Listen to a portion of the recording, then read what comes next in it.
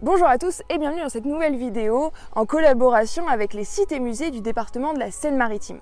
Après l'abbaye du Miège, aujourd'hui on vous fait découvrir les jardins de l'abbaye Saint-Georges-de-Beaucherville. Alors d'ici on domine tout le village de Saint-Martin-de-Beaucherville, on est au cœur d'une des boucles de la Seine, tout près de Rouen, sur un site qui a 2000 ans d'histoire. J'en profiterai aussi pour vous dire quelques mots sur l'exposition qui est présentée actuellement sur Louis-Alexandre d'Ambournay, un homme des Lumières au parcours incroyable mais totalement oublié. Allez c'est parti, suivez la guide.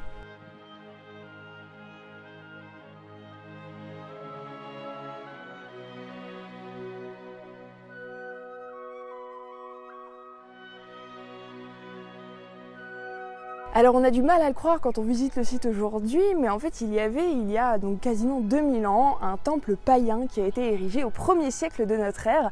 Alors ça a pu être confirmé grâce à des fouilles archéologiques très importantes qui ont révélé en fait cette longue histoire du site. Au 7e siècle, ce temple est transformé en chapelle funéraire et ça fait partie en fait des toutes premières chapelles chrétiennes qu'on a sur le territoire. De toute façon, ça correspond à cette période à la christianisation dans la vallée de la Seine, puisque non loin d'ici, on a également la création des abbayes de Fontenelle à Saint-Vendry et également l'abbaye du Miège.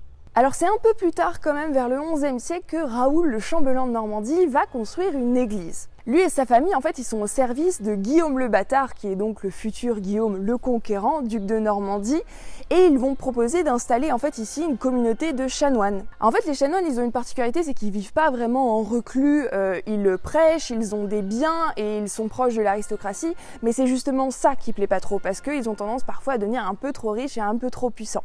Progressivement, c'est plutôt les communautés de moines avec leurs valeurs de pauvreté qui vont plutôt plaire, et donc c'est pour ça que cette collégiale à Beaucherville, comme d'autres en Normandie, va complètement disparaître. Alors c'est le fils de Raoul, Guillaume le Tancarville, qui va prendre cette décision de transformer la communauté de chanoines en monastère bénédictin vers 1113. Bon, il avait peut-être aussi en travers de la gorge parce que quand son père est mort, en fait il n'avait rien légué à ses enfants et tout aux chanoines. Mais une autre de ses motivations, c'était une femme. Et oui, toujours l'amour. Lui en fait il voulait absolument épouser Mathilde d'Arc, bon aussi parce qu'elle avait beaucoup d'argent. Mais le problème c'est qu'elle avait déjà été mariée à un membre de sa famille.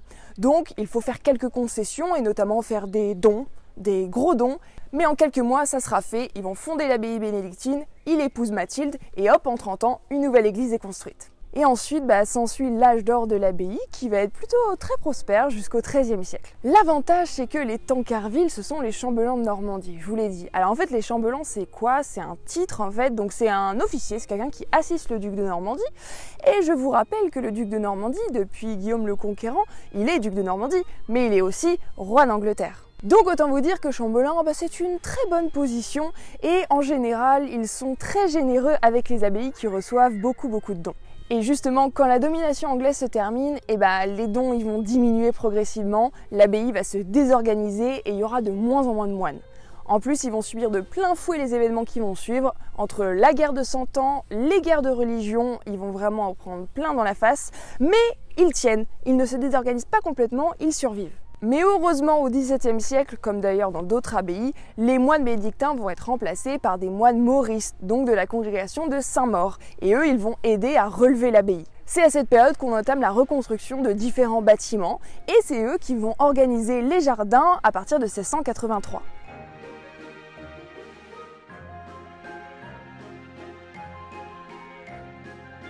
Alors ce qui est assez original aussi ici, c'est qu'en fait on a un mélange entre les jardins médiévaux, les jardins à l'italienne, plutôt à la Renaissance, mais adaptés au goût des Français. Et effectivement, on doit pas mal d'aménagements à la duchesse de Longueville, qui est la sœur du Grand Condé, donc prince et cousin de Louis XIV. Cette duchesse, en fait, elle installe son fils à l'abbaye pour qu'il se repose parce qu'il est malade, il a des soucis de santé mentale. Bon, et tout de même, comme c'est le neveu du prince, il faut que ça claque. Donc on y installe les jardins à la française, avec le bassin, la fontaine, le grand escalier. Même si bon, ça marchera pas parce que finalement, Jean-Louis d'Orléans, il va finir sa vie ici, il va y mourir. Mais d'ailleurs, c'est un cas historique parce qu'il a été reconnu en fait dans l'incapacité légale de gérer ses fonctions pour cause de démence. Surplombé aujourd'hui par l'église Saint-Georges, qui est un très bel exemple d'architecture romane normande, les jardins en fait ils sont divisés en 4 terrasses distinctes, donc ça qui est très caractéristique des jardins à l'italienne. Au milieu, ils sont séparés par un axe central qui va des bâtiments monastiques jusqu'au pavillon des vents qui domine l'ensemble.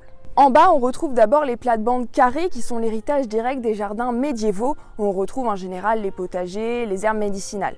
En fait, il faut imaginer qu'au Moyen-Âge, les abbayes y vivent en quasi-autarcie. Donc déjà, ces jardins, ils ont un but utilitaire de toute façon de pouvoir se nourrir et se soigner. Mais il y a tout de même une dimension spirituelle, puisque les moines doivent venir y travailler quotidiennement et y méditer selon la règle bénédictine. L'organisation de ces plates-bandes, elle est faite aussi pour refléter la composition du jardin d'Éden, qui est séparé avec 4 ruisseaux en 4 parties distinctes. Ça c'est très important parce que l'ordre et l'harmonie sont plutôt d'essence divine, alors que le désordre est associé au satanique.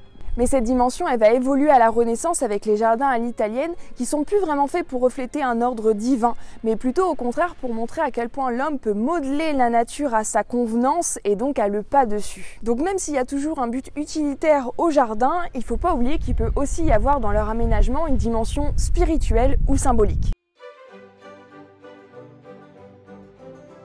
Viendra ensuite la Révolution française, qui est un moment évidemment hyper important pour le devenir de cette abbaye comme les autres, puisqu'en 1790, les ordres religieux sont supprimés, l'abbaye est déclarée comme bien national et elle est vendue en plusieurs morceaux.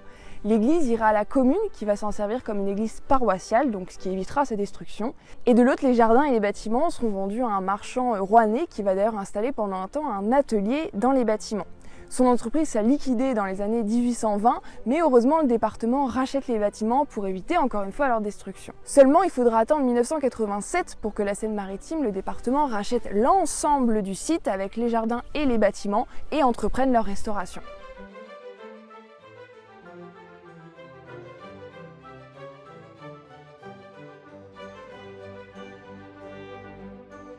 On se trouve actuellement dans un ancien bâtiment conventuel qui a été construit par les Mauristes et qui a servi justement pendant un temps à soigner Jean-Louis d'Orléans.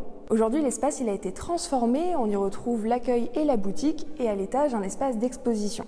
Actuellement, c'est l'exposition Louis-Alexandre d'Ambournay, les couleurs des plantes indigènes qui est présentée. Le point de départ de l'exposition, c'est le travail de Virginie Lagerbe, qui est une teinturière coloriste, qui est tombée au cours de ses travaux sur le nom de d'Ambournay, un homme au parcours fascinant, et pourtant elle a constaté qu'il était complètement oublié aujourd'hui. Et avec le département de la Seine-Maritime, ils ont monté ces expositions pour lui rendre hommage. Comment décrire Louis-Alexandre d'Ambournay ? Il était armateur, assureur, négociant, homme de lettres, violoniste, peintre, académicien, botaniste, chimiste, chercheur, député. Oui, rien que ça. Il est né en 1722 à Rouen dans une famille de commerçants importants, un domaine qu'il va donc intégrer naturellement, mais il a une éducation très riche et il est très curieux, et notamment à tout ce qui touche aux innovations scientifiques et techniques de son époque. C'est pourquoi il s'intéresse de près à la botanique, aux céréales et aux plantes tinctoriales. Le gros enjeu autour de ces plantes à l'époque, c'est que la France est hyper dépendante des autres pays puisqu'elle importe toutes ces plantes qui viennent de loin et lui se dit qu'il faut essayer de trouver des solutions locales. Tout son travail va donc tourner autour de l'acclimatation de ces différentes plantes colorantes en Normandie pour voir si leur culture est possible et pendant plus de 10 ans, il va tester le pouvoir colorant de plus de 350 plantes indigènes ou naturalisées en Normandie et il va même aller tester de colorer avec des pommes de terre qu'il introduit dans la région.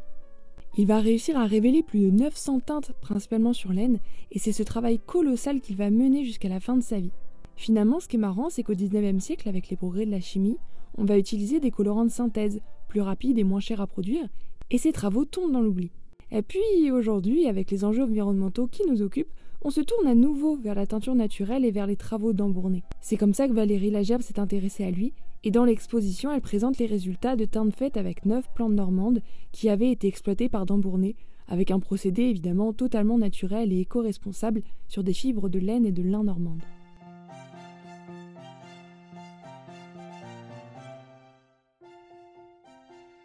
J'espère que cette vidéo vous a plu et vous a donné envie de venir profiter des jardins de l'abbaye ou de venir voir l'exposition. Vous avez jusqu'au 30 juin 2022. Pour toutes les infos, je vous mets les liens dans la description de cette vidéo et je vous encourage à suivre Cité Musée 76 sur les réseaux pour vous tenir au courant de toutes les actualités. À très bientôt!